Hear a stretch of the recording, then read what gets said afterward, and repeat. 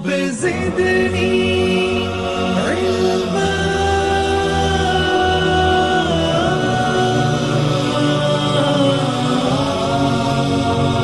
رب زدني علما.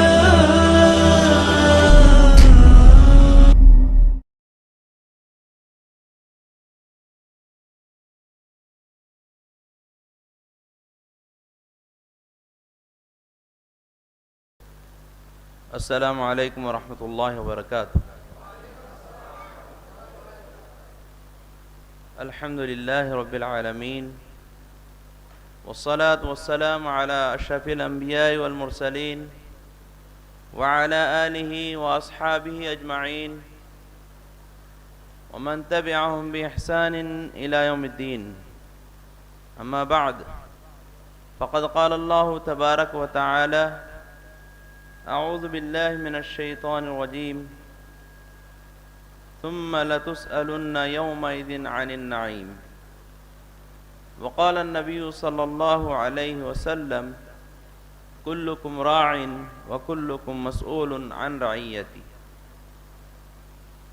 لائق صدر احترام صدر جلسہ محترم و مکرم عبد الرحمن فاروقی حفظہ اللہ، امیر شہری جمعیت اہل حدیث حیدرآباد و سکندرآباد، اور مولانا نور الدین عمری حفظہ اللہ، اور ذمہ داران مسجد ھذا، اور معزز سامعین و سامعات، جیسا کہ آپ تمام ابھی عنوان سے واقف ہو چکے ہیں، میری تقریر کا عنوان ذمہ داری کا احساس ہے. محترم حضرات و خواتین، اللہ تبارک و تعالی ہمارا خالق و مالک ہے.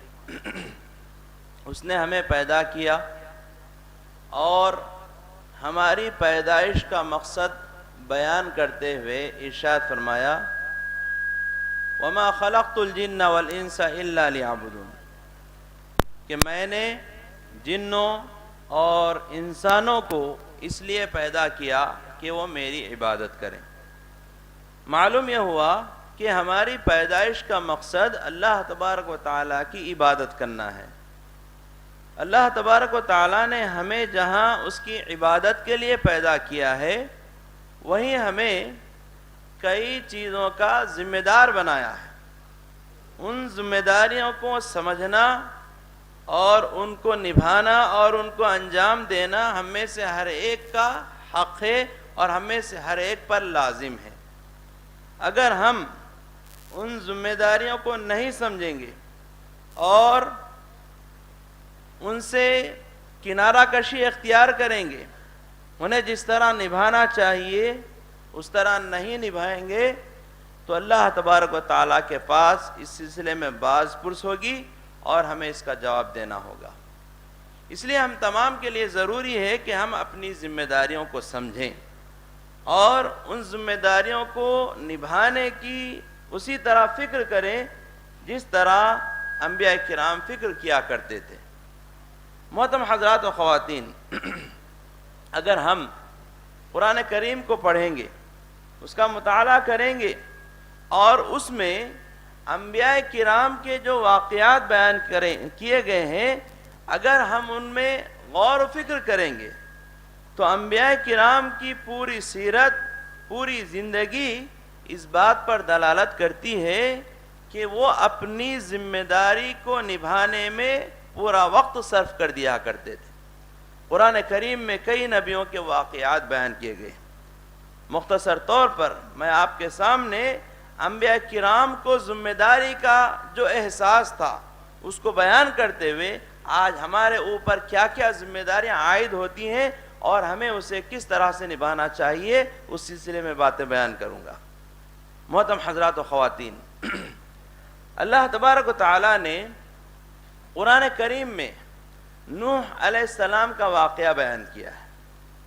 نوح علیہ السلام کے بارے میں اللہ تبارک و تعالیٰ نے سورہ نوح میں ارشاد فرمایا اِنَّا أَرْسَلْنَا نُوحًا إِلَىٰ قَوْمِهِ، کہ بے شک ہم نے نوح کو ان کی قوم کی طرف بھیجا. کیوں؟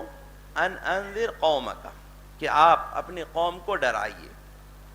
نوح علیہ السلام کی بعثت کا مقصد بیان کیا گیا کہ وہ اپنی قوم کو ڈرائیں. کس بات سے ڈرائیں؟ اللہ کے عذاب سے ڈرائیں، جہنم سے ڈرائیں.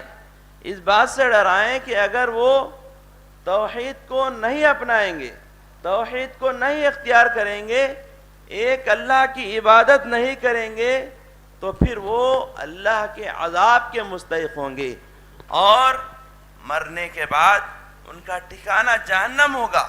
جہنم کی سختیوں سے اور اس کی ہولناکیوں سے ڈرانے کے لیے اللہ تبارک و تعالیٰ نے نوح علیہ السلام کو مبعوث کیا. تو اللہ تعالیٰ نے نوح علیہ السلام کو یہ ذمہ داری سونپی کہ وہ انذار کا کام کرے، قوم کو ڈرائیں. چنانچہ سورہ نوح آپ پڑھیے. نوح علیہ السلام کو جب یہ ذمہ داری سونپی گئی کہ وہ اپنی قوم کو ایک اللہ کی طرف بلائیں، تو اسی وقت سے نوح علیہ السلام اپنی ذمہ داری کو نبھانے میں مگن ہو جاتے ہیں. نوح علیہ السلام کہتے ہیں، کیا کہتے ہیں کہ قال یا قوم انی لکم نذیر مبین، اے میری قوم کے لوگوں، میں تمہیں کھلا ڈرانے والا ہوں. ان اعبدوا اللہ واتقوہ واطیعون، کہ تم ایک اللہ کی عبادت کرو اور اس کی نافرمانی سے بچو اور میری اطاعت کرو. یغفر لکم ذنوبکم، یغفر لکم من ذنوبکم ویؤخرکم الی اجل مسمی، وہ تم سے تمہارے گناہوں کو معاف فرما دے گا اور تمہیں ایک مقرر وقت تک مہلت دے گا. ان اجل اللہ اذا جاء لا یؤخر لو کنتم تعلمون، کہ اللہ کا جو مقرر کردہ وقت ہے جب وہ آئے گا تو اس میں کوئی تاخیر نہیں کی جائے گی اگر تم جانتے. پھر نوح علیہ السلام کہتے ہیں ربی انی دعوت قومی لیلا ونہارا، اے میرے رب، اے میرے پروردگار، میں نے اپنی قوم کو رات اور دن بلائی، میں اپنی قوم کو رات اور دن دعوت دیتا رہا، بلاتا رہا کہ وہ ایک اللہ کی عبادت کریں، اللہ کے ساتھ کسی اور کو شریک کرنے سے بچیں. فلم یزدہم دعائی الا فرارا، میری دعوت سے ان کے بھاگنے کے علاوہ کسی اور چیز میں اضافہ نہیں ہوا. وَإِنِّي كُلَّمَا دَعَوْتُهُمْ لِتَغْفِرَ لَهُمْ جَعَلُوا أَصَابِعَهُمْ فِي آذَانِهِمْ وَاسْتَغْشَوْا ثِيَابَهُمْ وَأَصَرُّوا وَاسْتَكْبَرُوا اسْتِكْبَارًا. جب کبھی میں انہیں بلاتا، انہیں دعوت دیتا تاکہ وہ تیری بخشش کے مستحق بن جائیں، تاکہ تو انہیں بخش دے، جَعَلُوا أَصَابِعَهُمْ فِي آذَانِهِمْ، وہ اپنی انگلیوں کو اپنے کانوں میں رکھ لیتے، وَاسْتَغْشَوْا ثِيَابَهُمْ، اور وہ اپنے کپڑوں کو ڈھانک لیتے، وَأَصَرُّوا وَاسْتَكْبَرُوا اسْتِكْبَارًا، اور انہوں نے اصرار کیا اور وہ اڑ گئے اور انہوں نے بہت بڑا تکبر کیا. ثُمَّ إِنِّي دَعَوْتُهُمْ جِهَارًا، پھر میں علانیہ طور پر انہیں دعوت دیا. ثُمَّ إِنِّي أَعْلَنْتُ لَهُمْ وَأَسْرَرْتُ لَهُمْ إِسْرَارًا، پھر میں انہیں کھلے طور پر اور پوشیدہ طور پر دعوت دیتا رہا. یہ نوح علیہ السلام کی دعوت ہے. انہیں اپنی ذمہ داری کا اس قدر احساس تھا کہ وہ رات اور دن ایک کر کے قوم کو اللہ کی توحید کا پیغام پہنچاتے رہے، اور یہ توحید کا پیغام پہنچانے کا کام 1 گھنٹہ یا 2 گھنٹے کے لیے نہیں تھا، 1 دن یا 2 دن کے لیے نہیں تھا، بلکہ 950 سال تک نوح علیہ السلام نے اپنی ذمہ داری کو نبھانے کی کوشش کی. اللہ تبارک و تعالیٰ نے سورہ عنکبوت میں ارشاد فرمایا وَلَقَدْ أَرْسَلْنَا نُوحًا إِلَىٰ قَوْمِهِ فَلَبِثَ فِيهِمْ أَلْفَ سَنَةٍ إِلَّا 50 عَامًا فَأَخَذَهُمُ الطُّوفَانُ وَهُمْ ظَالِمُونَ، کہ ہم نے نوح کو ان کی قوم کی طرف بھیجا. فَلَبِثَ فِيهِمْ أَلْفَ سَنَةٍ، تو نوح علیہ السلام اپنی قوم میں دعوت دیتے ہوئے، ایک اللہ کی عبادت کی طرف بلاتے ہوئے 1000 سال میں 50 سال کم، یعنی کہ 950 سال تک ٹھہرے رہے اور انہیں توحید کا پیغام پہنچاتے رہے. 950 سال تک نوح علیہ السلام نے اس فریضے کو انجام دیا، اور انجام دینے کی کیفیت سورہ نوح میں آپ نے ابھی سنی کہ رات میں بھی دعوت دیا کرتے تھے، دن میں بھی دعوت دیا کرتے تھے، پوشیدہ طور پر اور علانیہ طور پر ہر ممکن کوشش نوح علیہ السلام نے کی. جب اللہ تبارک و تعالیٰ نے نوح علیہ السلام کو اس بات سے واقف کرا دیا کہ اب آپ پر مزید کوئی ایمان لانے والے نہیں ہیں، نوح علیہ السلام نے 950 سال تک جو دعوت دی اس کا نتیجہ یہ ہوا، اللہ تبارک و تعالیٰ بیان فرماتا ہے فَمَا آمَنَ مَعَهُ إِلَّا قَلِيلٌ، کہ نوح علیہ السلام پر ایمان لانے والے بہت ہی کم لوگ تھے۔ نوح علیہ السلام نے اس بات کی پرواہ نہیں کی کہ کتنے لوگ ایمان لاتے ہیں، بلکہ نوح علیہ السلام نے جو ذمہ داری انہیں سونپی گئی تھی اس ذمہ داری کو نبھانے کی کوشش کی۔ آج ہمارا حال یہ ہوتا ہے کہ آج ہمیں کوئی ذمہ داری سونپی جائے، ہم کسی کام کو لے کر آگے بڑھیں، اگر اس کے اثرات ہم دور رس دیکھ رہے ہیں اور بہت سے لوگ جمع ہو رہے ہیں اور بہت سے لوگ اس کو قبول کر رہے ہیں تو ہم کام کو آگے بڑھانے کی کوشش کرتے ہیں، ورنہ ہم دیکھتے ہیں کہ اس سے کچھ زیادہ فائدہ نہیں ہو رہا ہے، ہم اس کو ترک کر دیتے ہیں۔ نوح علیہ السلام نے 950 سال تک دعوت دی اور آپ پر ایمان لانے والے بہت ہی کم لوگ تھے۔ جب اللہ تبارک و تعالیٰ نے نوح علیہ السلام کو بتا دیا کہ اب مزید کوئی ایمان لانے والے نہیں ہیں تو نوح علیہ السلام نے اس وقت اللہ تعالیٰ سے دعا کی، رب انی مغلوب فانتصر، اے اللہ میں مغلوب ہوں، میں عاجز ہوں، میں نے اتنی کوشش کی، ہر ممکن کوشش کی، اب تک یہ لوگ ایمان نہیں لا رہے، بس تو میری مدد فرما۔ اسی طرح سے نوح علیہ السلام اللہ تبارک و تعالیٰ سے دعا کرتے ہیں، رب لا تذر علی الارض من الکافرین دیارا، کہ اے اللہ تو زمین پر کسی کافر کو چلتا پھرتا اور رہتا بستا نہ چھوڑ۔ اس طرح سے نوح علیہ السلام نے اپنی ذمہ داری کو نبھانے کی ہر ممکن کوشش کی۔ اسی طرح سے اگر ہم ابراہیم علیہ السلام اور موسیٰ علیہ السلام دیگر انبیاء کرام کے واقعات کو پڑھیں گے تو ہمیں یہی ملتا ہے کہ ان تمام نبیوں نے اپنی ذمہ داری کو نبھانے میں نہ اپنی جان کی پرواہ کی، نہ اپنے مال کی پرواہ کی، نہ اپنے گھر کی پرواہ کی، نہ اپنی بیوی کی پرواہ کی، اور نہ اپنے بچوں کی پرواہ کی، اور نہ اپنے رشتہ داروں کی پرواہ کی، اور نہ اپنے ملک کی پرواہ کی۔ انہوں نے اللہ تعالیٰ کی خاطر اپنی جان، اپنے مال اور اپنے ہر چیز کی قربانی دی، اور اللہ تعالیٰ نے جس مقصد کے لیے انہیں مبعوث کیا تھا اس مقصد کو انہوں نے پورا کرنے کی کوشش کی۔ محترم حضرات و خواتین، خود نبی کریم صلی اللہ علیہ وسلم کی زندگی اس سلسلے میں ہمارے لیے اسوہ اور نمونہ ہے۔ اللہ تبارک و تعالیٰ نے سورہ احزاب میں ارشاد فرمایا، لَقَدْ كَانَ لَكُمْ فِي رَسُولِ اللَّهِ أُسْوَةٌ حَسَنَةٌ، یقیناً تمہارے لیے اللہ کے رسول صلی اللہ علیہ وسلم کی زندگی میں بہترین نمونہ ہے۔ اللہ تبارک و تعالیٰ نے محمد صلی اللہ علیہ وسلم کو جب نبی بنایا اور آپ کو حکم دیا، کیا؟ قم فانذر، آپ کھڑے ہو جائیے، دعوت کی ذمہ داری آپ کو سونپی گئی، آپ سے کہا گیا کہ اب آپ اٹھ کھڑے ہو جائیے اور فانذر، اور اپنی قوم کو ڈرانے کا کام شروع کر دیجیے۔ اللہ تبارک و تعالیٰ نے محمد صلی اللہ علیہ وسلم کو بھی انذار کا کام سونپا اور انذار کا کام انجام دینے کا حکم دیا، اور قرآن کریم کو جو نازل کیا گیا اس کا مقصد بھی اللہ تعالیٰ نے بیان فرمایا، لِيَكُونَ لِلْعَالَمِينَ النَّذِيرَ، کہ آپ تمام جہاں والوں کو ڈرانے والے بنے۔ چنانچہ قرآن کریم کو آپ صلی اللہ علیہ وسلم پر نازل کیا گیا، اور اس قرآن کریم کے ذریعے سے اللہ تبارک و تعالیٰ نے انذار کا کام کرنے کا آپ صلی اللہ علیہ وسلم کو حکم دیا۔ چنانچہ آپ صلی اللہ علیہ وسلم اسی وقت سے اپنی اس ذمہ داری کو نبھانے میں مصروف ہو جاتے ہیں اور مگن ہو جاتے ہیں۔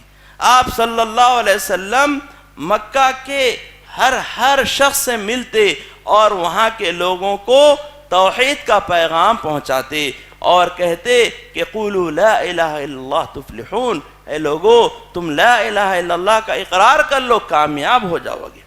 نبی کریم صلی اللہ علیہ وسلم تقریباً 3 سال تک پوشیدہ طور پر توحید کا پیغام عام کرتے رہے، لوگوں کو ایک اللہ کی عبادت کی طرف بلاتے رہے۔ جب اللہ تبارک و تعالیٰ نے مزید ایک حکم دیا، مزید ایک ذمہ داری سونپی اور کہا فَاصْدَعْ بِمَا تُؤْمَرُ وَأَعْرِضْ عَنِ الْمُشْرِكِينَ، آپ کو جس بات کا حکم دیا جا رہا ہے آپ اس کو علانیہ طور پر، کھلے طور پر پیش کر دیجئے اور مشرکین سے مشرکوں سے آپ اعراض کر لیجئے، ان کی باتوں کی کوئی پرواہ نہ کیجیے۔ جیسے ہی نبی کریم صلی اللہ علیہ وسلم کو علانیہ طور پر دعوت اللہ کا فریضہ انجام دینے کا حکم دیا جاتا ہے تو نبی کریم صلی اللہ علیہ وسلم کوہ صفا پر کھڑے ہو جاتے ہیں، اور آپ کھڑے ہو کر جتنے بھی مکہ کے جو قبیلے تھے ان تمام کا نام لے کر پکارتے ہیں، یا بنی عبد مناف، یا بنی عبد شمس، یا بنو مطلب، اس طرح سے جتنے بھی قبیلے تھے ان تمام کو مخاطب کر کے آپ صلی اللہ علیہ وسلم کہتے ہیں، جب تمام لوگ جمع ہو جاتے ہیں آپ صلی اللہ علیہ وسلم فرماتے ہیں کہ لوگو بھلا بتاؤ، اگر میں تم سے کہوں کہ میں جس پہاڑ پہ ٹھہرا ہوا ہوں اس پہاڑ کے پیچھے ایک مسلح لشکر ہے، ایک مسلح لشکر ہے، ایک لشکر ہے جو ہتھیار سے لیس ہے، وہ تم پر حملہ کرنے والا ہے، تو کیا تم میری بات کی تصدیق کرو گے؟ تو تمام لوگ کہتے ہیں کہ ہاں ہم ضرور آپ کی تصدیق کریں گے۔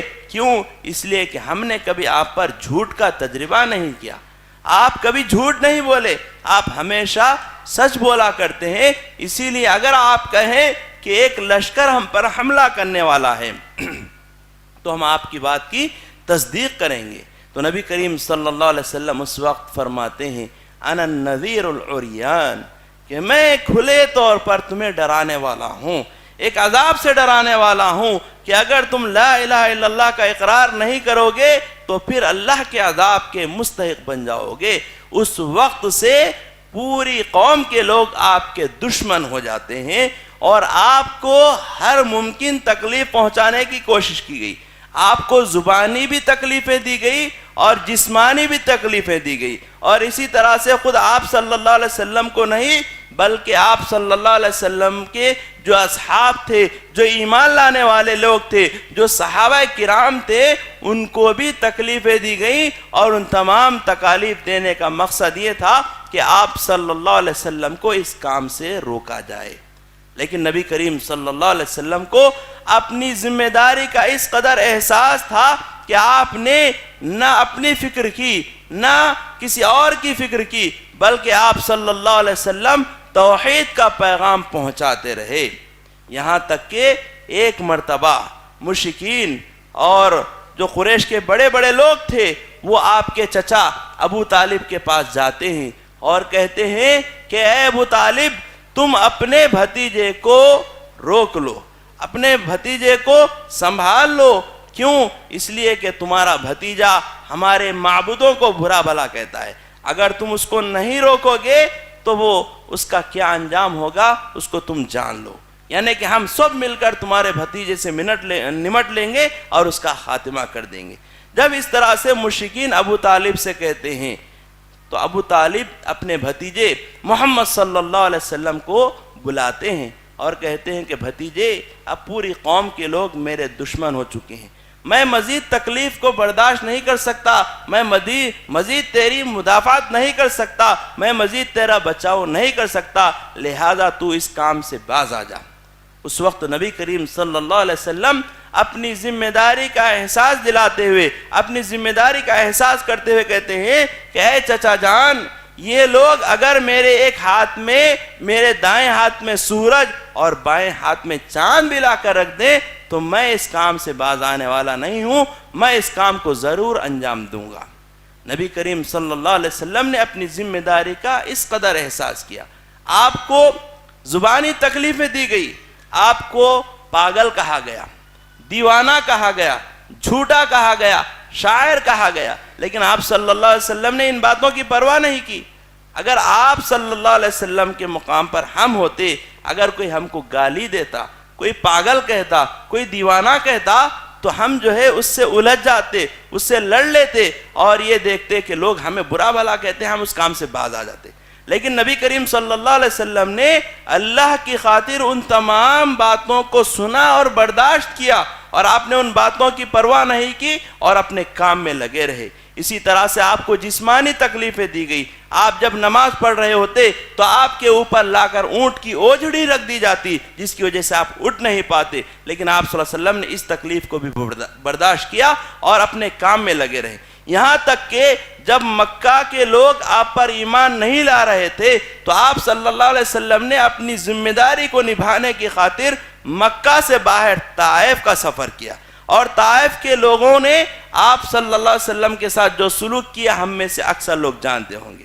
نبی کریم صلی اللہ علیہ وسلم جب طائف کو گئے اور وہاں کے لوگوں کو، وہاں کے سرداروں کو آپ صلی اللہ علیہ وسلم نے توحید کا پیغام پہنچایا تو وہ لوگ آپ کی بات کو سن کر قبول کرنے کے بجائے وہ آپ کے دشمن ہو گئے اور اوباشوں کو اور شریروں کو آپ کے پیچھے لگا دیا، جو آپ صلی اللہ علیہ وسلم کو پتھروں سے مارنے لگے، اور انہوں نے پتھروں سے اس قدر مارا کہ آپ کے جسم سے خون رسنے لگا، یہاں تک کہ آپ کے جوتوں میں خون جمع ہو گیا اور آپ صلی اللہ علیہ وسلم بے ہوش ہو گئے۔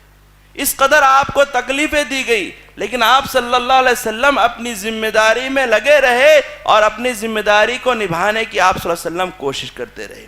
جب بھی حج کا موسم آتا اور لوگ دور دراز سے سفر کر کے حج کرنے کے لیے آتے تو آپ صلی اللہ علیہ وسلم جو مکہ میں جو بازار تھے، سوق عکاظ وغیرہ، وہاں جاتے اور لوگوں کو توحید کا پیغام پہنچایا کرتے تھے۔ یہ نبی کریم صلی اللہ علیہ وسلم کو اپنی ذمہ داری کا احساس تھا، اور آپ صلی اللہ علیہ وسلم کو ذمہ داری کا جو احساس تھا اللہ تعالیٰ نے قرآن کریم میں کئی آیتوں میں بیان فرمایا۔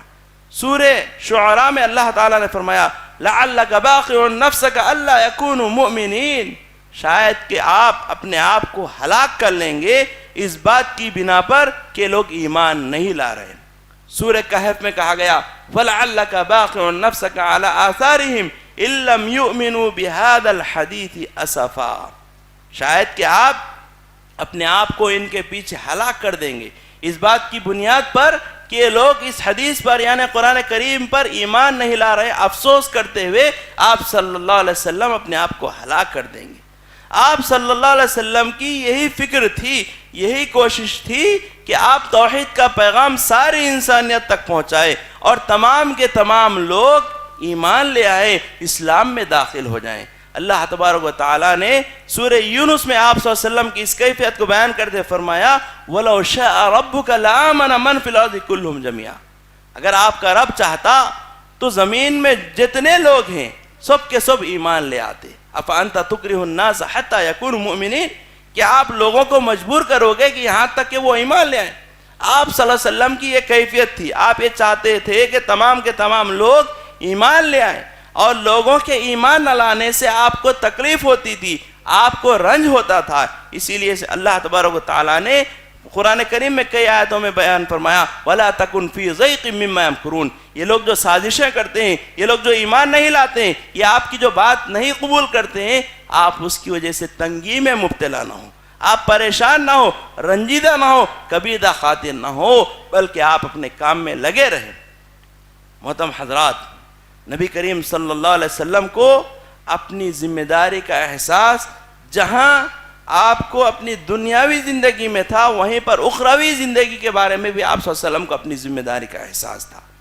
اسی لیے نبی کریم صلی اللہ علیہ وسلم نے جب مکہ فتح ہو گیا اور سن 10 ہجری میں آپ نے حج کیا تو حج میں میدان عرفات میں آپ نے تمام صحابہ کرام کو مخاطب کر کے فرمایا وَإِنَّكُمْ تُسْأَلُونَ عَنِّي يَوْمَ الْقِيَامَةِ فَمَا أَنْتُمْ قَائِلُونَ، تم سے میرے بارے میں پوچھا جائے گا، سوال کیا جائے گا، تو تم میرے بارے میں کیا جواب دو گے؟ تو تمام صحابہ کرام نے اس وقت کہا نَشْهَدُ أَنَّكَ قَدْ بَلَّغْتَ وَأَدَّيْتَ وَنَصَحْتَ، ہم گواہی دیں گے کہ آپ نے پہنچا دیا، یعنی رسالت کو پہنچا دیا۔ اللہ نے جس مقصد کی خاطر آپ کو مبعوث کیا تھا آپ نے اس کو پہنچا دیا۔ قد بلغت یعنی قد بلغت الرسالہ، آپ نے رسالت کو پہنچا دیا۔ وَأَدَّيْتَ، اور آپ نے ادا کر دیا، یعنی ادیت الامانہ، آپ نے امانت کو ادا کر دیا، جو امانت آپ کو دی گئی تھی آپ نے اس کو ادا کر دیا۔ وَنَصَحْتَ یعنی نصحت الامہ، اور آپ نے امت کی خیر خواہی کر دی، یعنی آپ صلی اللہ علیہ وسلم نے لوگوں کو وہ تمام باتیں بیان کر دی جو انہیں جنت میں لے جانے والی ہیں، ان تمام چیزوں سے روکا اور منع کر دیا جو انہیں جہنم میں لے جانے والی ہیں۔ تو نبی کریم صلی اللہ علیہ وسلم کو اس قدر اپنی ذمہ داری کا احساس تھا۔ اسی بات کو اللہ تبارک و تعالیٰ نے سورہ نساء میں بھی بیان فرمایا۔ ایک مرتبہ نبی کریم صلی اللہ علیہ وسلم نے عبداللہ ابن مسعود رضی اللہ عنہ سے کہا کہ وہ سورہ نساء کی تلاوت کرے۔ چنانچہ عبداللہ ابن مسعود رضی اللہ عنہ سورہ نساء کی تلاوت کر رہے تھے اور آپ صلی اللہ علیہ وسلم اسے سن رہے تھے۔ جب عبداللہ ابن مسعود رضی اللہ عنہ سورہ نساء کی یہ آیت فَكَيْفَ إِذَا جِئْنَا مِن كُلِّ أُمَّةٍ بِشَهِيدٍ وَجِئْنَا بِكَ عَلَى هَؤُلَاءِ شَهِيدًا، بس اس وقت کیا حال ہوگا جبکہ ہم ہر امت میں سے ایک گواہ کو لائیں گے۔ فَكَيْفَ إِذَا جِئْنَا مِن كُلِّ أُمَّةٍ بِشَهِيدٍ، ہم اس وقت جب ہر امت میں سے ایک گواہ کو لائیں گے اور ان تمام گواہوں پر آپ کو گواہ بنائیں گے، اس وقت کیا حال ہوگا۔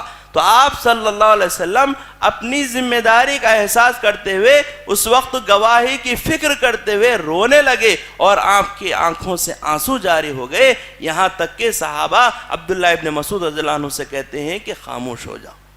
نبی کریم صلی اللہ علیہ وسلم کو اس قدر اپنی ذمہ داری کا احساس تھا اور آپ نے کما حق ہو اپنی ذمہ داری کو نبھایا اور پورا کر دیا، یہاں تک کہ اللہ تبارک و تعالیٰ نے خود اس بات کی گواہی سورہ مائدہ میں دیتے ہوئے فرمایا اليوم اکملت لکم دینکم واتممت علیکم نعمتی ورضیت لکم الاسلام دینا، کہ میں نے آج کے دن تمہارے دین کو مکمل کر دیا اور تم پر اپنی نعمت کو تمام کر دیا اور تمہارے لیے دین اسلام سے راضی ہو گیا۔ اللہ تبارک و تعالیٰ نے نبی کریم صلی اللہ علیہ وسلم کو جو ذمہ داری دی تھی، آپ صلی اللہ علیہ وسلم نے اس ذمہ داری کو نبھایا۔ محترم حضرات و خواتین، آج ہم بھی کئی ذمہ داریوں میں لگے ہوئے ہیں، ہم کو کئی ذمہ داریاں سونپی گئی ہیں اللہ کی جانب سے، اللہ کے رسول کی جانب سے، لیکن افسوس کی بات ہے کہ ہم ان ذمہ داریوں کو ذمہ داری نہیں سمجھتے، بلکہ ہم غفلت کی زندگی گزار رہے ہیں، اپنی ذمہ داریوں سے کنارہ کشی اختیار کرتے ہوئے ہم زندگی گزار رہے ہیں۔ نبی کریم صلی اللہ علیہ وسلم نے ارشاد فرمایا کلکم راع وکلکم مسئول عن رعیتی، کہ تم میں سے ہر ایک ذمہ دار ہے اور ہر ایک سے اس کی ذمہ داری سے متعلق قیامت کے دن پوچھا جائے گا۔ آپ صلی اللہ علیہ وسلم نے ارشاد فرمایا والامام راع ومسئولۃ عن رعیتہ، جو حکمران، جو خلیفہ، جو امیر ہے وہ ذمہ دار ہے، اس کو اس کی ذمہ داری کے بارے میں پوچھا جائے گا۔ محترم حضرات، جہاں نبی کریم صلی اللہ علیہ وسلم اپنی ذمہ داری کا احساس کیا کرتے تھے، وہیں اگر ہم صحابہ کرام کو دیکھیں گے انہیں بھی اپنی ذمہ داری کا اس قدر خیال تھا کہ وہ اپنی ذمہ داری کو نبھانے میں دن رات لگے رہتے تھے۔ ابو بکر صدیق رضی اللہ عنہ کی زندگی کو لے لیجئے، عمر رضی اللہ عنہ کی زندگی کو لے لیے، آپ جانتے ہیں کہ عمر رضی اللہ عنہ راتوں میں گشت کیا کرتے تھے۔ کیوں گشت کیا کرتے تھے؟ کہ اپنی رعایا کا حال جانے اور اپنی رعایا میں جو لوگ ہیں ان کے کیا حالات ہیں ان سے واقفیت حاصل کرے۔ انہیں اپنی ذمہ داری کا احساس تھا، اس لیے وہ راتوں میں گشت کیا کرتے تھے۔ تو آپ صلی اللہ علیہ وسلم نے فرمایا کہ والامام راع ومسئولۃ عن رعیتہ ومسئول عن رعیتہ، کہ جو حکمران ہے، جو خلیفہ ہے، جو امیر ہے، وہ ذمہ دار ہے، اسے اپنی ذمہ داری کے بارے میں پوچھا جائے گا۔ محترم حضرات، ہم تمام کو چاہیے کہ اپنی ذمہ داریوں کو نبھانے کی کوشش کریں۔ کیوں؟ ذمہ داری ایک امانت ہے۔ نبی کریم صلی اللہ علیہ وسلم نے ایک صحابی کو مخاطب کر کے فرمایا لا تسأل الامارہ، تم کوئی عہدہ اور منصب جو ہے مانگ کر نہ لو، تم کسی عہدے کے طلبگار اور خواہش مند نہ رہو۔ کیوں؟ فَإِنَّا امانہ، عہدہ ایک امانت ہے، اگر تم اس کو نبھاؤ گے تو تم نے امانت کا حق ادا کیا، اگر نہیں نبھاؤ گے تو آپ نے فرمایا وَيَوْمَ الْقِيَامَةِ نَدَامَةٌ، یہ عہدہ اور منصب اگر اس کا حق ادا نہیں کیا گیا تو قیامت کے دن یہ تمہارے لیے ندامت اور پشیمانی کا باعث بنے گا۔ تو نبی کریم صلی اللہ علیہ وسلم نے ارشاد فرمایا وَالرَّجُلُ رَاعٍ فِي أَهْلِهِ والرجل راع فی اہلی ومسئول عن رعیتہ، آدمی اپنے گھر کا ذمہ دار ہے، اسے اس کی ذمہ داری کے بارے میں پوچھا جائے گا۔ آدمی اپنے گھر کا ذمہ دار ہے، جو باپ ہے وہ ذمہ دار ہے اپنے بچوں کا کہ وہ ان کی صحیح تربیت کرے، انہیں دیندار بنائے، انہیں شریعت کا پابند بنائے۔ لیکن آج کتنے ماں باپ ہیں، کتنے والدین ہیں جو اپنی ذمہ داری کو سمجھتے ہیں، جو یہ سمجھتے ہیں کہ ہم ماں باپ ہیں، ہماری یہ ذمہ داری ہے کہ ہم اپنے بچوں کو دیندار بنائیں، صالح بنائیں، جو ہمارے مرنے کے بعد ہمارے لیے صدقے جاریہ بنائیں۔ کتنے ماں باپ ہیں جو اس سلسلے میں کوشش کرتے ہیں؟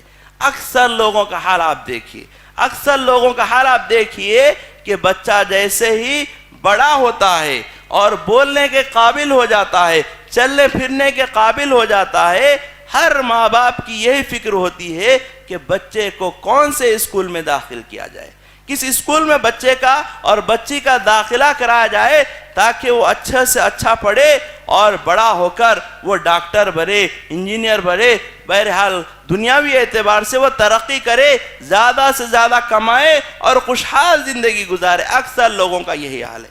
بہت ہی کم لوگ ایسے ہوں گے جو اپنے بچوں کے بارے میں فکر کرتے ہیں کہ انہیں دیندار بنا جائے، قرآن کریم کا حافظ بنا جائے، انہیں عالم دین بنا جائے، انہیں دین کا خادم بنا جائے، انہیں داعی اسلام بنا جائے۔ بہت ہی کم لوگ اس سلسلے میں فکر کرتے ہوں۔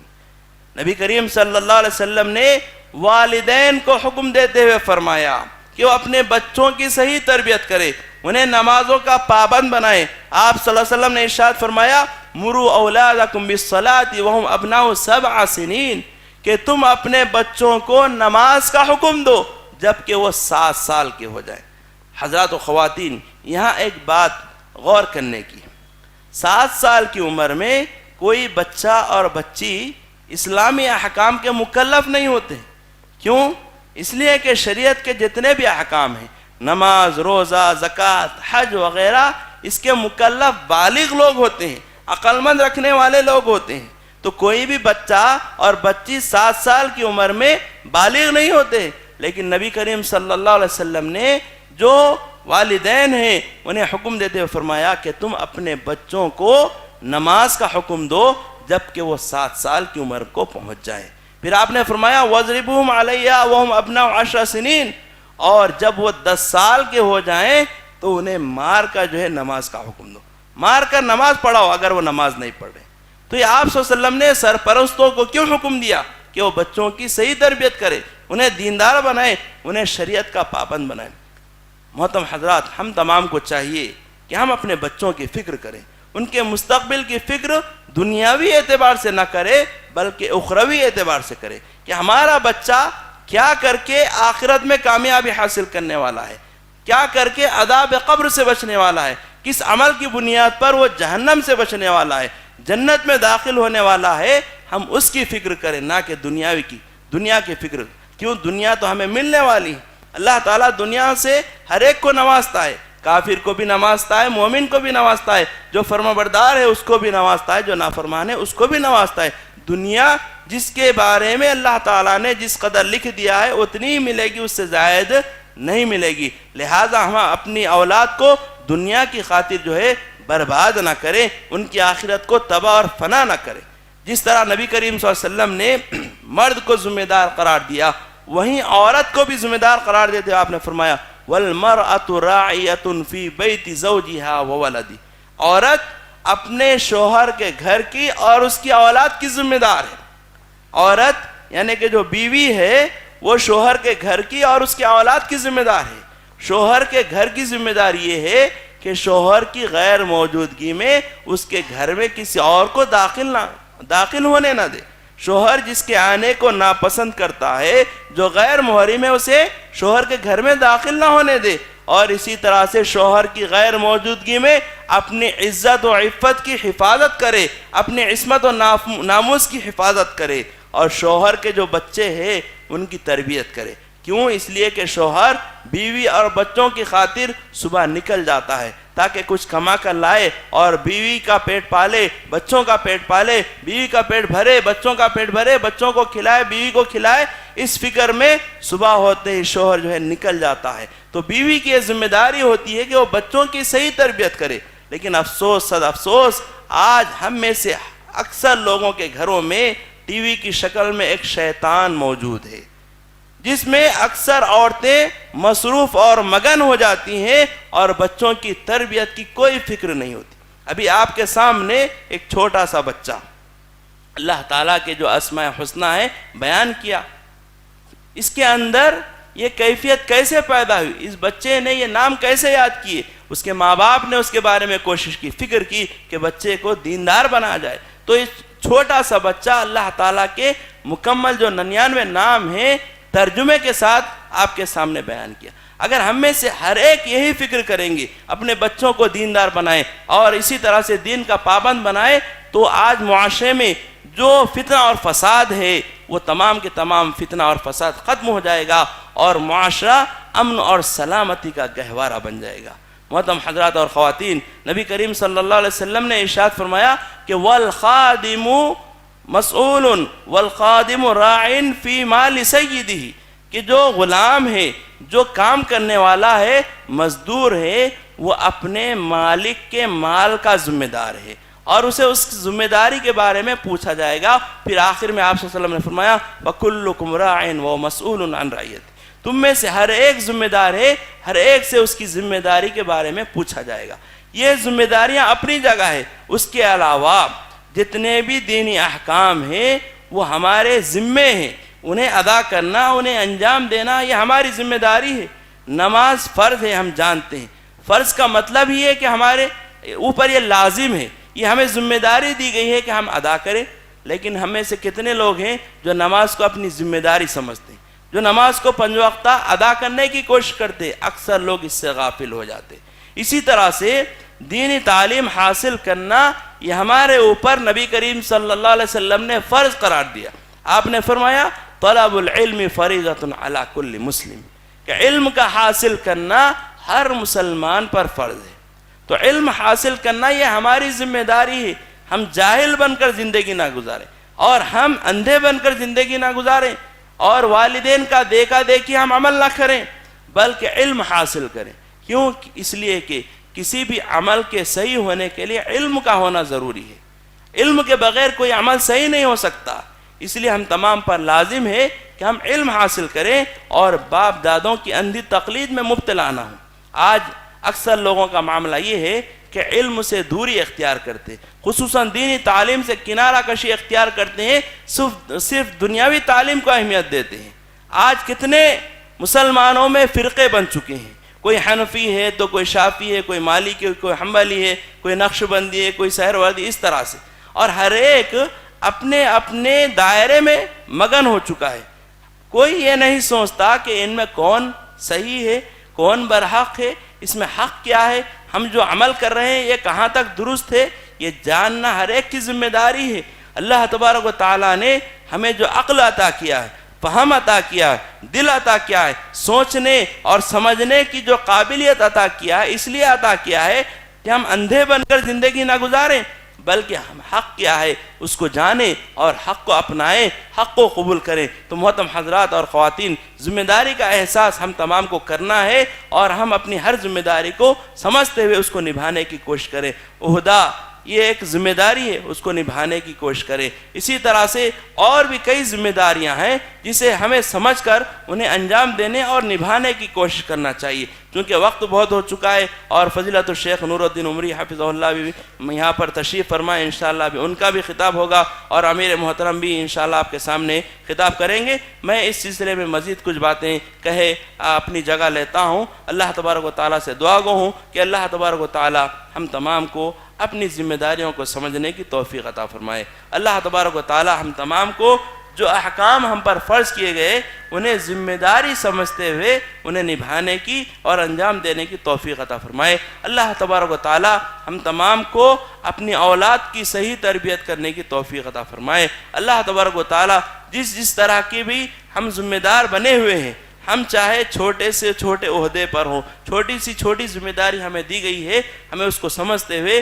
اس کا کما حق ادا کرنے کی توفیق عطا فرمائے۔ آمین وآخر دعوانا ان الحمدللہ رب العالمین۔ اقول قولی ھذا واستغفر اللہ لی ولکم ولسائر المسلمین من کل ذنب فاستغفروہ انہ هو الغفور الرحیم۔